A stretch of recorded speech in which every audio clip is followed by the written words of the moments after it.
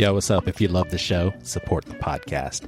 In the show notes, you'll see a link that says support. Some people like to support this podcast and they become involved in the Bear With community, while some people just want to support the podcast because it is content that they consume regularly. You get some free things thrown at you, but then those folks who just want to support me go about their business. Thankful for all of you who support this podcast. My email is in the show notes if you would ever have any questions about what you are supporting when you support this podcast. I'll give you one example. Patron money goes to support needs all around the world through DonorSee. And just today, we helped provide uniform and bag for Maria so she could go to school, another country in the world. We also helped Cynthia. She had needs for her first semester in college. We helped Sangeeta become a teacher through the gift of scholarship. So my patrons, man, they're chill. They just sit back,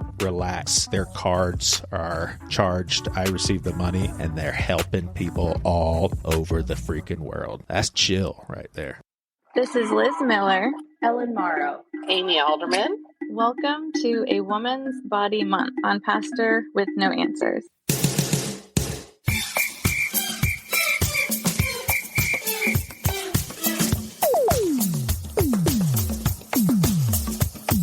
Today we'll be discussing how we feel about our bodies, what culture says about our bodies, what we're teaching our daughters about their bodies, and whether we love to always be seen as sexy. Thanks for listening to Pastor with No Answers.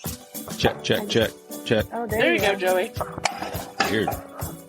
Gosh, I talked so much shit to you guys and y'all didn't hear any of it. You did not. It's probably for the best. It was the Holy Spirit. Joey, I saw a tweet the other day from, I forget his first name, but everybody would know him. He said, it's funny how evangelicals love cancel culture, or they hate cancel culture, but they love eternal torment. Sure. Oops. You don't love eternal conscious torment, Amy. You don't love it. I mean, I don't love it, but I feel like it's real. Oh, yeah. Amy's the one that believes in hell, right? Yes. Yeah. Yes. That we're going to burn to death. Yeah. Well, you are for sure, because you're a lesbo. I know. I'm going to be the first one there. Y'all, when people tell me that, like, inside my spirit, I really get really upset about it. Like, I'm like, you're not, like, But I don't you want do that for believe you. that. I mean, you do believe I that. mean, I don't she think doesn't believe Liz going is there. going. Ellen, your voice is like so funny, but you do believe But you do. We're talking about eternal torture, but you do believe in that. We're talking about clitoris right now. Clitoris. Joey. Let's get back on. We're doing Yeah. a woman's Back body. into it. This is going to be the first time where this really shows up in a really neat way, because I feel very comfortable and close to all of y'all, and so I can just let complete loose. This conversation is about you guys, your bodies, and I don't have to worry about. You guys may get irritated or mad, but I'm not going to lose you as friends, so I'm good. Here's how I want to start. How do you guys feel about your bodies? And this is the only time that I'm going to contribute my perspective, because I'm a dude and this is a woman's body month. But thinking that maybe you guys would want to know where I'm getting at with this one. Here's how I feel about my body. All right. I'm okay with my body. I know mine is different than y'all's. I do care about my appearance, not in a Liz's ex-husband sort of way, but I wish I didn't care at all. I have to admit that I do. I like to not have a lot of extra weight, but I never really cared about being ripped. I just want to be in shape. Don't care about getting older, but I am a guy, so that may be part of it. And my body didn't change at all after 4 babies. After Priscilla had 4 babies, my body You didn't still change. look great. Yeah. Yeah. Wow, Joey. I'm so impressed. You have 4 kids. Amazing. All right. You look great. Thank y'all. I feel like you should go first. Your body, Ellen. Like I've said before, I am a recovering skinny person. And so not only has my body changed, but unfortunately I was very, very thin before. So the change has been really sort of jarring for me, because I had disordered eating before. I kind of feel like if I had always been mid to heavy, I wouldn't have been so changed by it because I used to be very, very skinny and I identified that way and I loved it and it was like my thing and I tried to get skinnier and it was like a whole thing. Now, it's, I hate it. So that was part of what gave you value? Is that what you're trying to say? I think it really helped with my confidence and being social, and fashion was way better because I could throw anything on and I felt comfortable in everything. And what's really fucked up is the fact that I am not a very large person. So the people that are larger than me look at me and say, well, you're skinny, you should shut up. It's like, but my mind is fucked up. It's like kind of regardless of my body. I don't even like getting dressed. I don't like putting my underwear on. Everything feels uncomfortable. I don't want anybody. I don't even want to see my little kids to see me naked. It's like. And this is all directly related to post pregnancy. Like my first kid also coincided with me starting Lexapro. So there's a lot going on. But I also don't exercise at all. And like we've talked about before, I drink copious amounts of alcohol. For me, it's not the size. I actually don't mind being like thicker, curvier. To me, it's that I can't just jump off the ground anymore and I can't go dancing and I don't have the energy to like run and play with my kids. That bothers me a lot. And you've commented to me over the years. You have ridiculed how you look. I mean, you just don't like yourself in the. Well, also my face has changed a lot. So when I look in the mirror, there was a time in my early 20s when I thought, damn, okay, girl, like I looked good. But now I don't like, I feel like I look ugly. I don't like myself in pictures. I've noticed that I'm doing the thing that moms do where we don't take pictures of ourselves with our kids. So all of our memories are going to be just pictures of our kids or pictures with the husband and the kids. I just hate, my face looks ugly to me. I don't like any part of it. Part of it. This episode's definitely making me sad. Yeah, maybe the iris of my eyes are nice. Do you guys expect me to, like, throughout this conversation when people say stuff Ellen, do I have to say, hey, no, stop, no, please don't. All right, just making sure. It's so much worse. Amy, I'm curious. I'd love for you to jump in just because Ellen specifically referenced people who would look at her and be like, shut up. Like, I'm well aware that there are people who are super thin, like Priscilla, that would say, I'm not super comfortable being this thin. I don't know that I've never really heard Priscilla say that, but, I do have friends that are uncomfortable being in their thin bodies. And, I'm like, oh, that's sad. What a problem. I've never been super thin, but I was in high school and college, pre-baby. I was a healthy, normal, I didn't realize what I was, but I was a healthy, normal, curvaceous girl, but I wasn't overweight, but I thought that I was. And then later, after being married and having 2 kids and just always being on the go and eating a bunch of fast food and stuff like that and not being super active is when I put on the weight. And then also, like, with depression, put on weight. I'm not a super big fan of people that are smaller than me being like, oh, look at this muffin top. Like, it's kind of annoying, but I also understand, like, our culture is just like, if you're not perfect, then people don't love that. I mean, every Tuesday night we Zoom and I don't love like that, or like what we're doing now where I can like see my double chins and all that stuff is not my favorite thing, but it is what it is. And I'm not super uncomfortable in my body as far as like, I mean, it is what it is. And I know my husband thinks I'm attractive enough to still sleep with me. So that's good. There you go. In my mind, I'm smoking hot though. Like in my mind, like I still dance and move around and do all the things and have no clue that I'm a big girl. I love it. And it's like I see a photo and I'm That's like, awesome. who the hell is that in my clothes? Amy, it's some sort of dysphoria that's backwards. Like I actually feel like, okay, yeah, girl. And then when I see a picture of myself or look in the mirror, I'm like, I cannot, I'm not going to leave the house. Yes. Yeah. I also Amy, told my husband the other day that I was like, I wish you were the kind of guy who liked big girls because, like, that's where we're headed. I mean, because I think I have a lot going for me. I mean, not to be like, I mean, I'm educated, well-spoken, I'm articulate. I have a lot of friends. I'm outgoing. I'm personable. I'm not mean. I'm super Nobody kind, wants I'm to generous. step up to you. Right. Like, don't f with me. I mean, you do spank your kids, so... I believe in abortion and I spank my children. Thank Amy, you. I spanked my kids too. Good. Hey, that is the next time you guys are get really together. lucky there's no hell.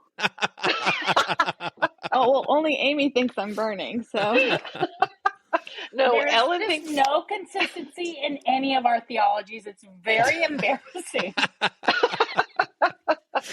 No, I was just going to say, I definitely feel confident in like who I am, but I'm very well aware that like how I feel is not what you see. Gotcha. Liz, Were you're you the only always- one who I have known pre and post kids. How do you feel about your body, my sister Liz?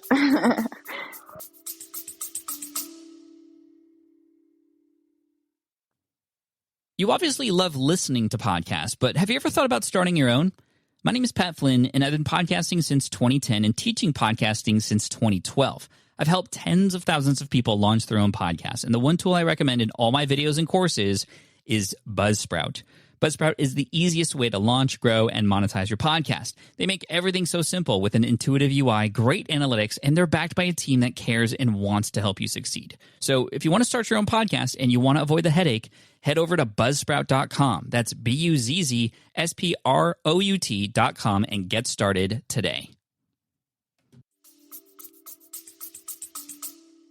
So I would say if like definitely fell into that category of a teenager who was too concerned about their weight and how they looked. But part of that was because I was a cheerleader, and because I was light, I was the flyer. And then I had this pressure, if I get heavy, somebody else is going to be flying and it's not going to be me. My best friend was also small, and there was this almost competitiveness. I didn't do anything to the point where I needed to like go to a doctor or go to a hospital, but I definitely paid too much attention to it, you know, tried to throw up, tried the whole I'm just not going to eat anything, but I really just didn't feel in my bones that that was really what I should be doing. I knew enough, whereas I know there's people who have eating disorders and they genuinely cannot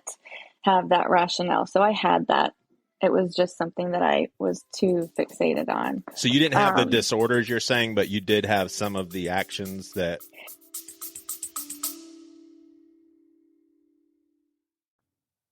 You obviously love listening to podcasts, but have you ever thought about starting your own? My name is Pat Flynn, and I've been podcasting since 2010 and teaching podcasting since 2012. I've helped tens of thousands of people launch their own podcasts, and the one tool I recommend in all my videos and courses is Buzzsprout.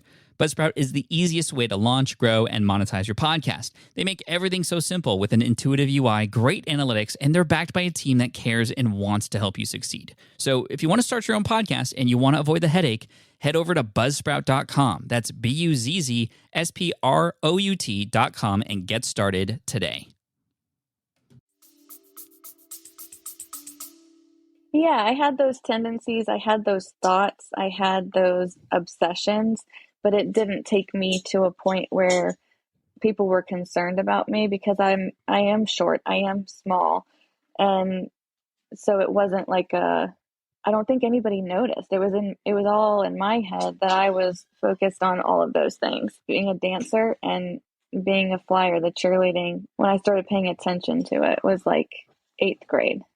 So yes, I have had 2 children, and before, when I have anxiety episodes, I drop my weight a lot, and I don't know how that happens because I really don't think I eat any less than what I was eating. I really think it, you know, like how stress can make you gain weight and it can make people lose weight. Right before I got pregnant with Hannah, I don't know if you remember, it was like a week where I couldn't get out of the bed. I was having such bad anxiety and I couldn't get to work. And I remember Joshua, I felt like he thought it was crazy. I could get out of the bed to like go eat and stuff, but I was pretty much there for the entire week. And it had happened to me one other time with my anxiety. And so right before I got pregnant with Hannah, I think I was like 107 pounds. And that was just way less than what I feel like I should have been and what I normally was in college. So were you unhealthy or healthy at 107? I mean, I think I was healthy in the sense that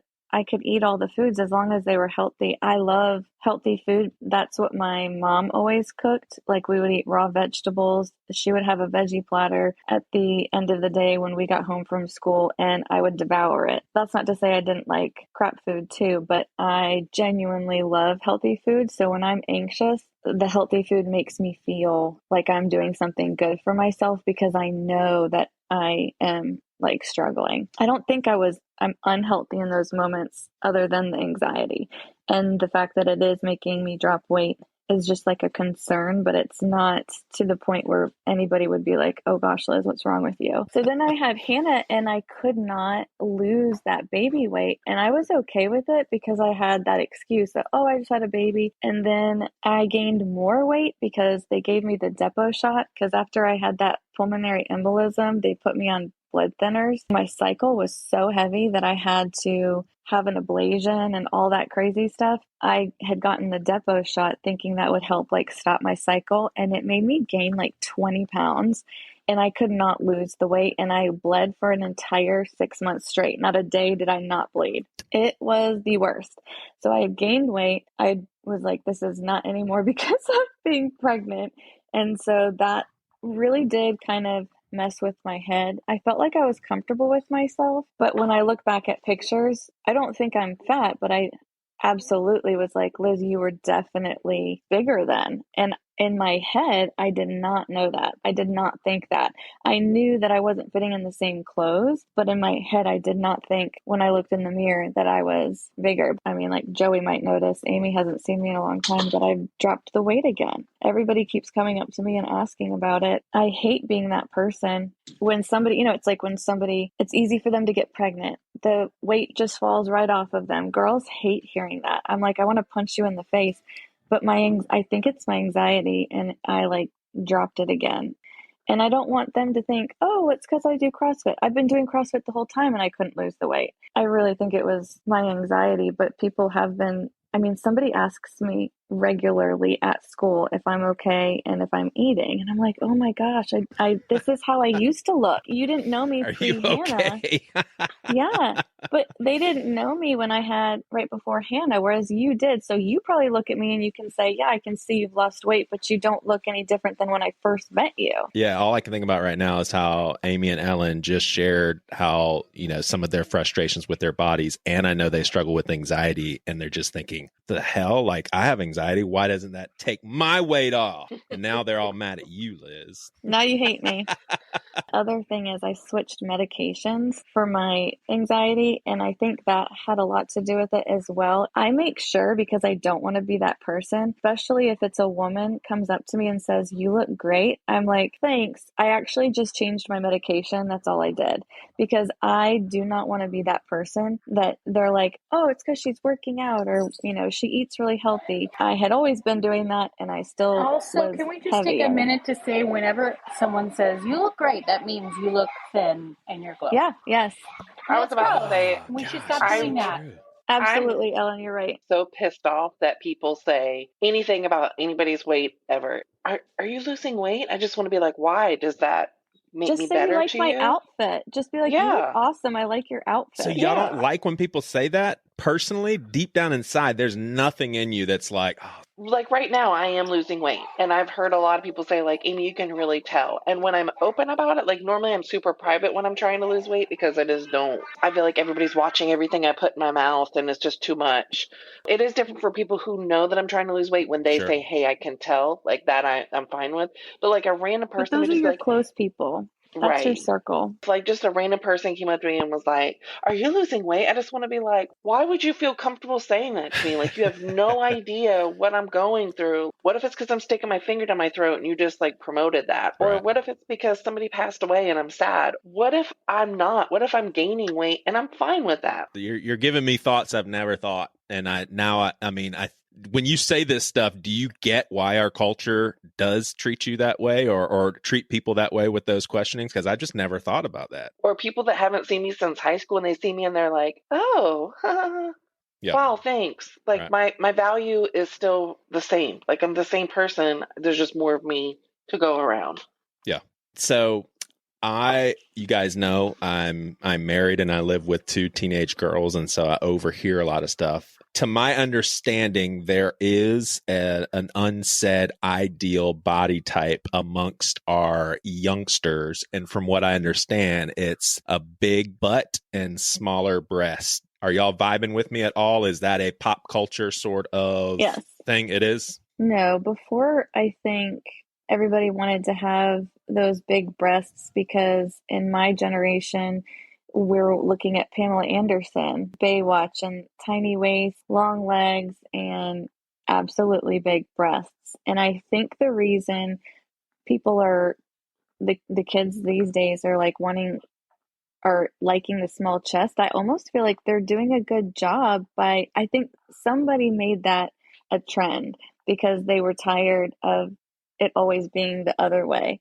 And so I love the fact that the kids are way more into smaller chests. Not that they should even be caring about it, but I love that it's not the other way anymore. I think that's more. Does it feel desexualized a little bit? Like the sexualization of female bodies is less important? I don't think it's less important, but I feel like for me, it's interesting to see the change because that was what was sexy. It's still sexualization of a woman's body. It's just a different thing you're finding sexy. Like they still want a big butt and a small waist. Do you, at this stage of life, enjoy people saying that you're pretty and or sexy, and or do you enjoy if you ever were to be hit on? I don't care about being hit on, but yes to all of the other things. Sexy, pretty. How about you, Amy? And that's me just being 100% honest. Well, I mean, I can't imagine anyone wanting to not be told they're pretty. I can't imagine anyone being like, don't you dare call me sexy. Like, I'd be like, I don't care if I'm checking out in the grocery store. Somebody's like, oh, you're sexy. I'd be like, well, thank you. Ellen, do you concur so far as the sexy and pretty? Like, yes, here's why. It's because I used to get it a lot, and now I don't. And now I'm like, oh no. If I didn't like it before, now that it's missing, I miss it. All of y'all are committed in a monogamous relationship. You only are going to have sex with one person. That's your decision. That's what you want to do. To enjoy people telling you that you're sexy and or pretty, isn't that connected to your sexuality? I don't think so.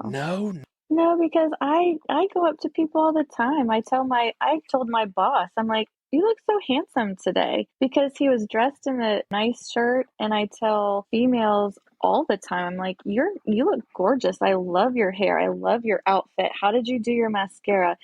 For me, it's definitely not just like their weight. It's just, you look beautiful. I love to tell people that because it just gives you a little boost of confidence. But a confidence for what? Well, it's like somebody saying, you are really, really smart, and I love hearing your opinions on this topic. That makes you feel good because somebody's saying something good about you. But I also am like super complimentary. I always notice like if someone has their nails painted or they have on a piece of jewelry, I think I'm like a natural encourager, and I feel like that just kind of happens. And you're right. It feels good to give a compliment. It feels good to get a compliment. It just feels nice to be complimentary and not be like, wow, I love your boobs. Are women competitive in general? I know all women are not the same, but are women competitive? Because I hear from women all the time that they are, and it's usually from women who don't like it. The reason we want to look good and wear the makeup, do the hair the way that we do, is because we want women to be like, either they like it or they're jealous of it, period. That's just like how it works.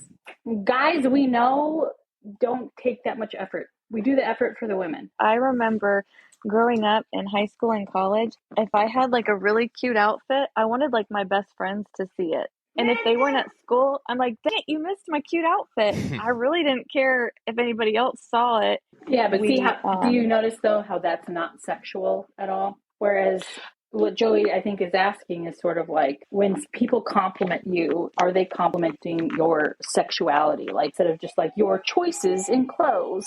Like for me, for instance, I was hit on recently. I hate admitting this, but of course, I was like, wow, someone thought that I was attractive enough to actually hit on me. Here I am with the decision and desire to stay 100% committed to Priscilla. But if I enjoyed that, I don't know how that's not connected to my sexuality in some way, shape, or form. That if it's just nature, and if someone is reacting to you in a positive way, even if it's for their own benefit, like sure, no, I'm not saying that's a bad thing. Why is that sexual? somebody wants to have sex with you, that's hitting on you. You don't hit on someone without wanting to have sex with you. Oh, Complimenting someone is different than hitting on them.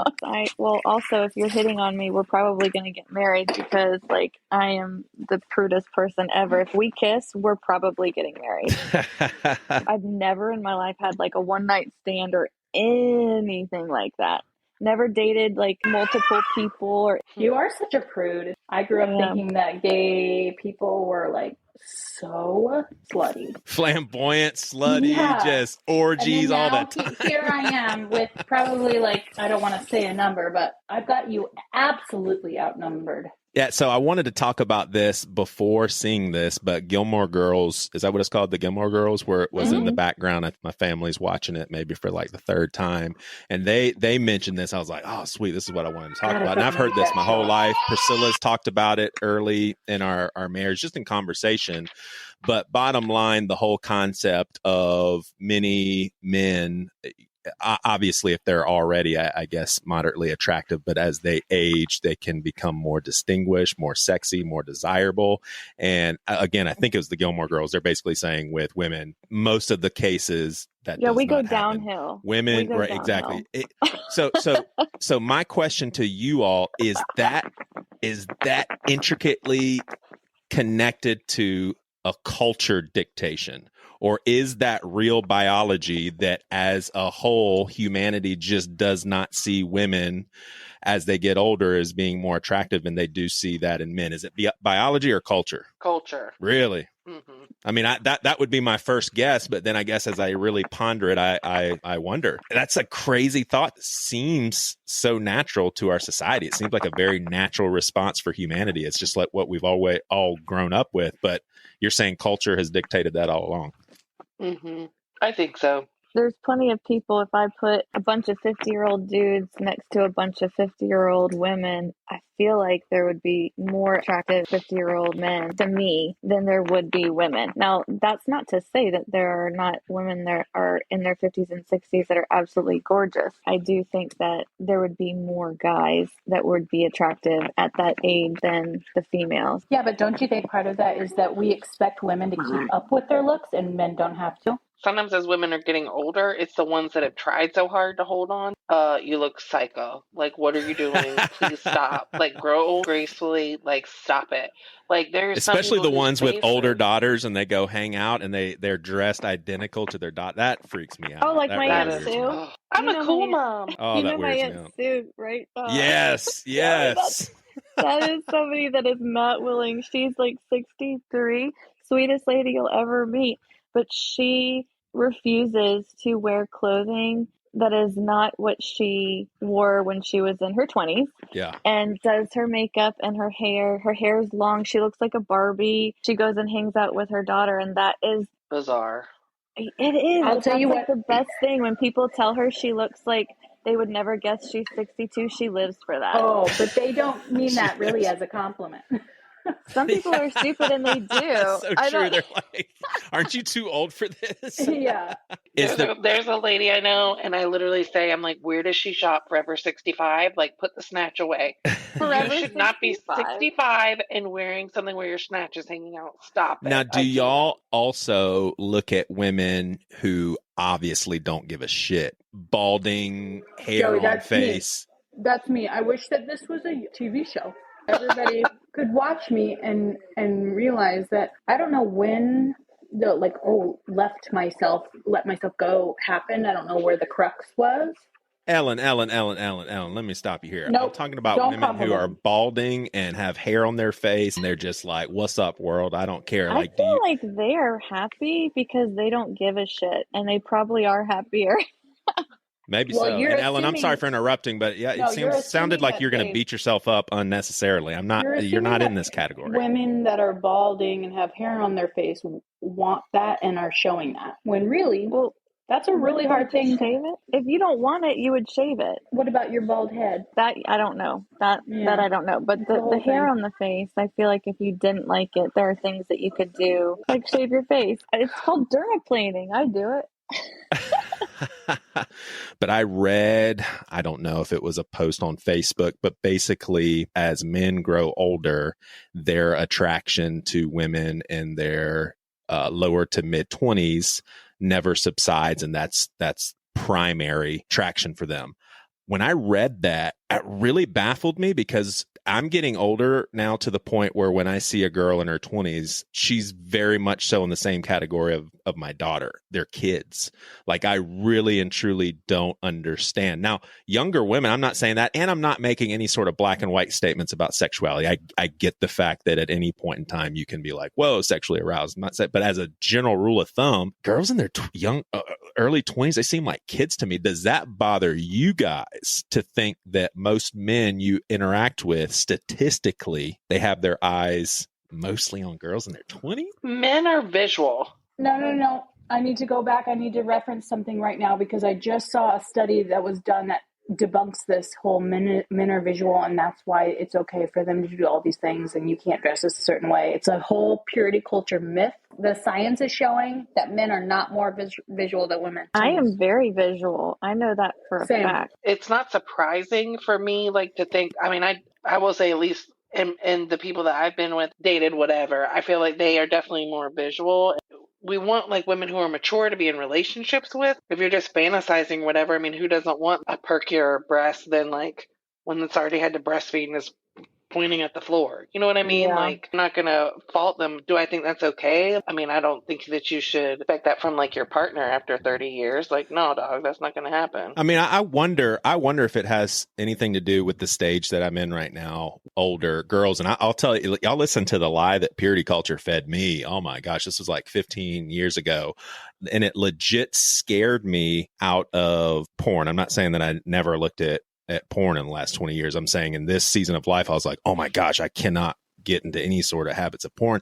I was told that if I continued watching pornography or looking at naked pictures of women as my girls got older, I would have to push them away as far as like physical connection because I wouldn't be able to separate them from other women. And now on the other side of that, that's the most ridiculous bullshit I've ever heard in my life because, first of all, I'm committed to Priscilla, but all in all, just in general sexuality, I don't gravitate towards women in their early 20s because they seem like kids. But you also understand why girls your daughter's age might feel more comfortable being more modest around their dads. They're not. They dress extremely stylish. And if Priscilla's commenting on how short Rose's shorts are, then they're short. Yeah. If Priscilla says something, then it's going to be really bad. Right. I found the Instagram. I think everybody should follow Deconstructing Purity Culture on Instagram. It's been really helpful for me to kind of unpack some lies from, my childhood. But she said that a meta-analysis of 61 separate studies published in 2019 found that gender has no direct effect on arousal. Visual stimuli was shown to almost 4,000 adults in total between the 61 studies, and all of them demonstrated the same result. So there's no scientific evidence.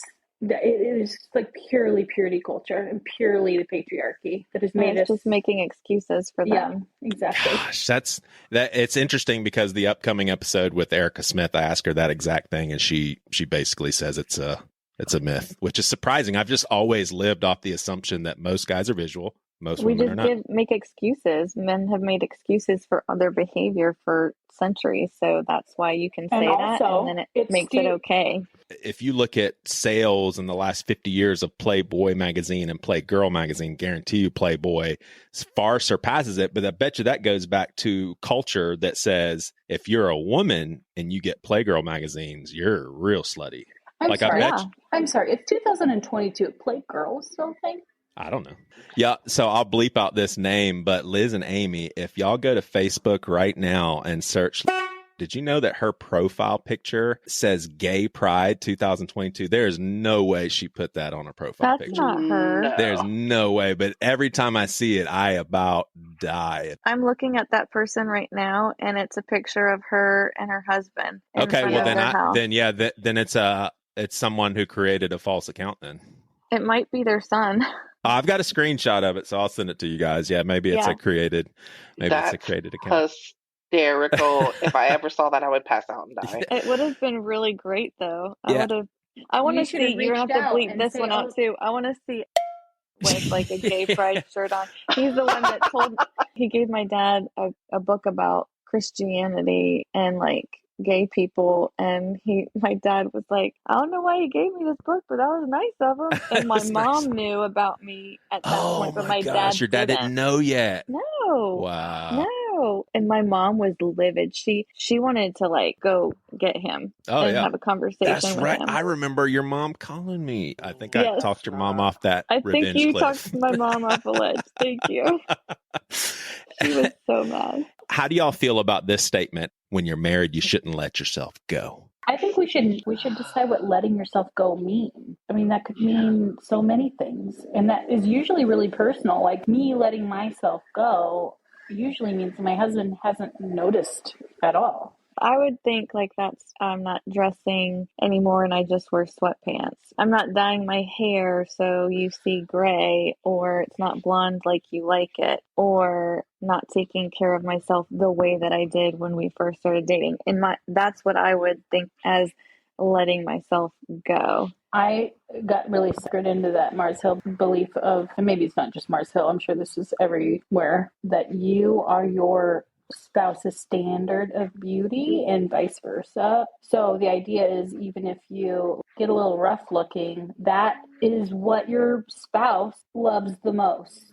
And I think in a way that has let me let myself go, because in my mind, I think I tell my husband, like, I was that then, and now this is who I am now, and I don't like it, but you have to love it.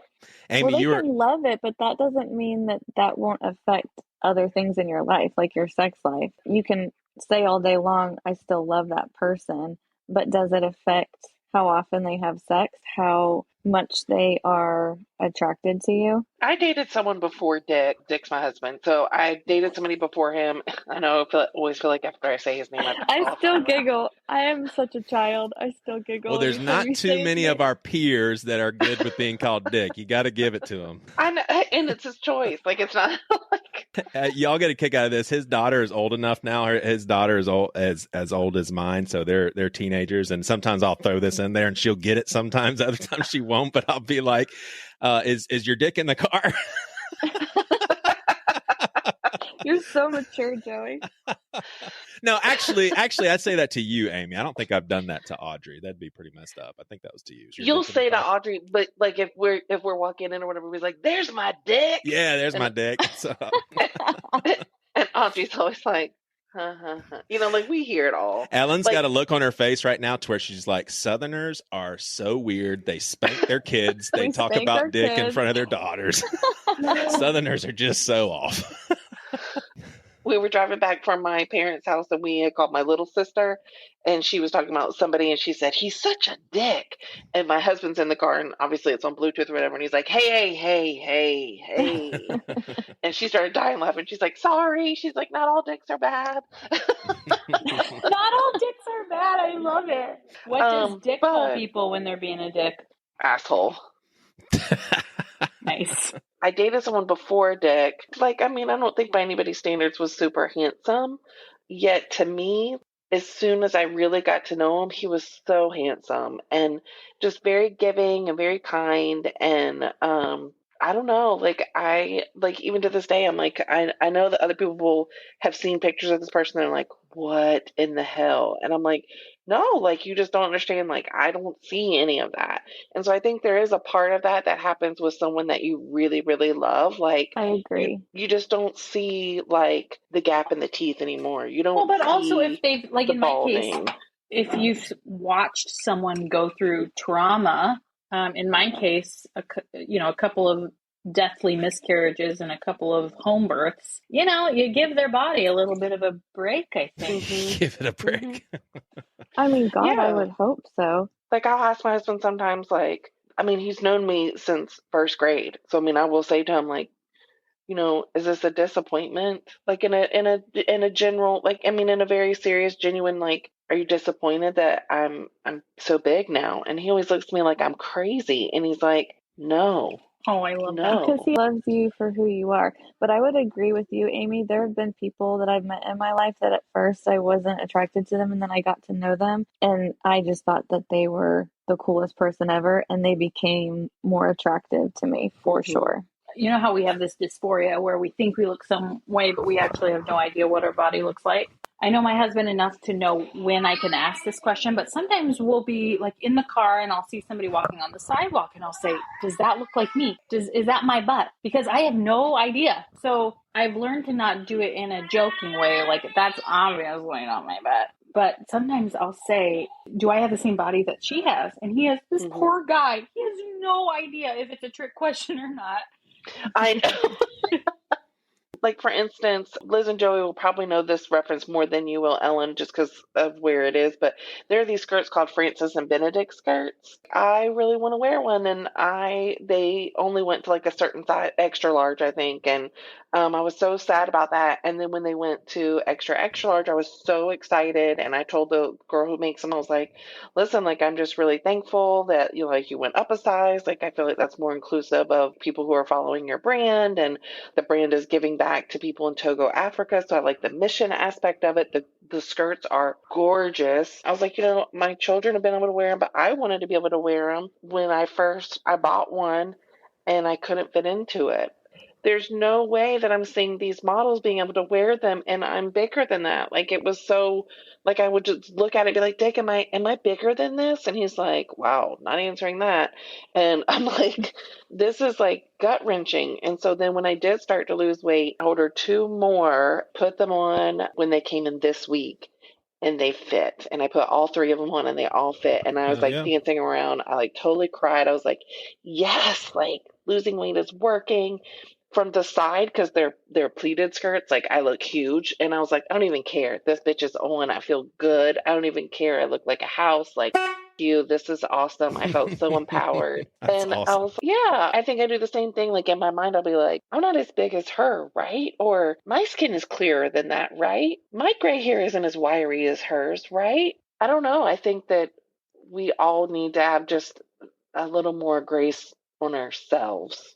Also, depending on the brand, I am a small, medium, large, extra large, or XXL, depending on the brand. Good Lord. There are some brands that will make their clothes smaller. So if you're normally a 4, they will make it a 0. And then it f***s with girls' heads thinking, oh my gosh, I can't fit into this 4 anymore. And it's really a size 0. They change the number on there. And I mean, that's on those clothing brands. I mean, I'm sure you guys know some of the ones I'm talking about. Look at the scandal with Abercrombie and Fitch. Like that huge scandal. Yeah. I think that this is an obvious. If this is the case, it makes sense as to why. But it seems as if in movies, I've got even an example. Yeah, everybody went crazy over the Will Smith, Chris Rock thing. But even with the Oscars, there was a objectification that is hanging on to this. Hold on.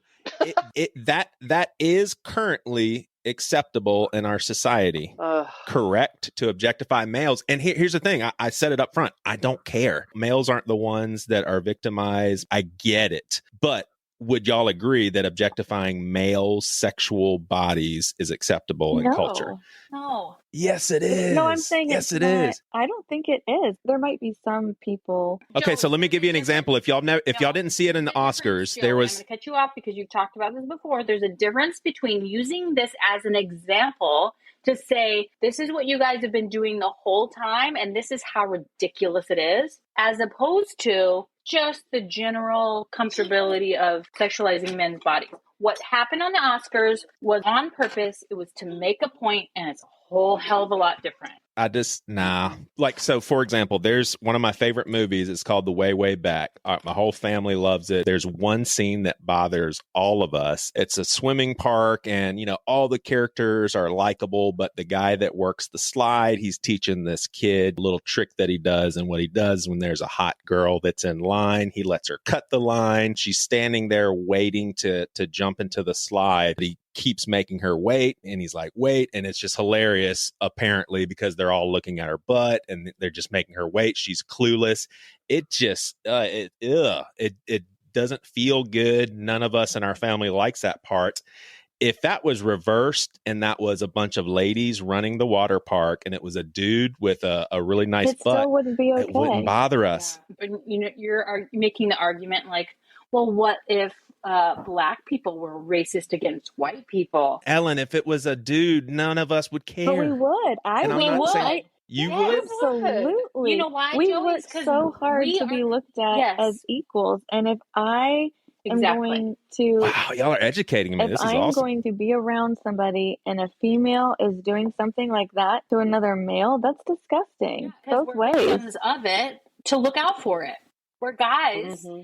Don't look out for it. And if it happens to them, they're victims. They've never been victims before, but we get it. I'm not completely convinced that y'all's approach to this is the norm, but I want to make clear that I'm not up in arms about males being objectified. It does seem to be more acceptable. But Ellen, you're saying the Oscars, that was a satire, because it didn't seem like it. It seemed like totally just a... Of course it was planned. I'm not saying it wasn't planned. Gratuitous and inappropriate because, one, all of those guys are very attractive. And so they were making a point because, one... But what if it was a guy doing it to ladies and he was trying to make a point? It wouldn't have worked. You don't need to make a point because it's been happening to women for so long. So you don't need to make a point. Then she didn't need to. She does, because that's what I'm saying. It was premeditated. There is a point that needed to be made. She wanted you guys to see just how stupid it is and how it feels. So why couldn't a guy have done that? Because we're not teaching guys. Because everybody would have lost their minds. Joey, you're not getting what we're getting. No. You need to take a break because you're not getting it. I think you should go talk to your wife about it and see if she can fill you in.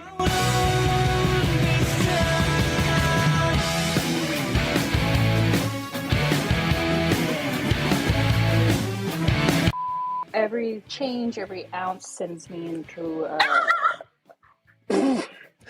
into a spiral. As we just see a vagina in Ellen's screen.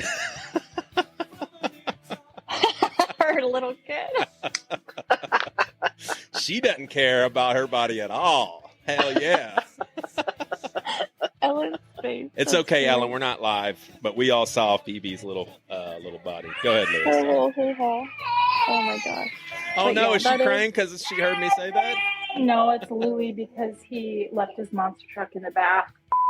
Sometimes I wonder if it's like being skinny is sort of...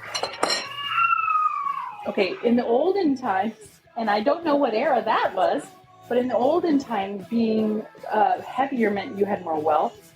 And so now that we know like how hard it is and how much it costs to be skinny, I think that has shifted. Like, it's if you are poor, more.